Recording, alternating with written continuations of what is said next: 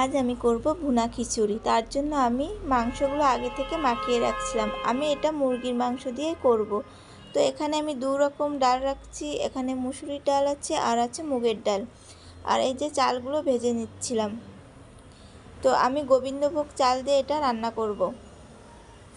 তো চালগুলো ভালো করে ভেজে নিচ্ছিলাম। আর চালগুলো ভাজা হয়ে গেলে আমি এখানে চাল দিয়ে ডাল দিয়ে মাংস দিয়ে একসাথে ভালো করে একটু কষিয়ে নিচ্ছিলাম। তো এটাকে কিন্তু ভালো করে কষাতে হবে। তো আমি রাইস কুকারে রান্না করব, তার জন্য আমি রাইস কুকারে জল গরম করতে বসিয়ে দিয়েছিলাম। আর দেখো আমি কিন্তু চাল ডাল মাংস দিয়ে দিয়েছিলাম। তো এবার এখানে আমি 2-3 চামচ মতো ঘি দিয়ে দিব। তো ঘি দিলে কিন্তু ফ্লেভারটা ভালো আসবে আর খেতে কিন্তু অনেক মজা হবে। এবার আমি এখানে 2-3টা কাঁচা চেরা লঙ্কা দিয়ে দিব। তো এবার আমি এটাকে লাইন অন করে দিব।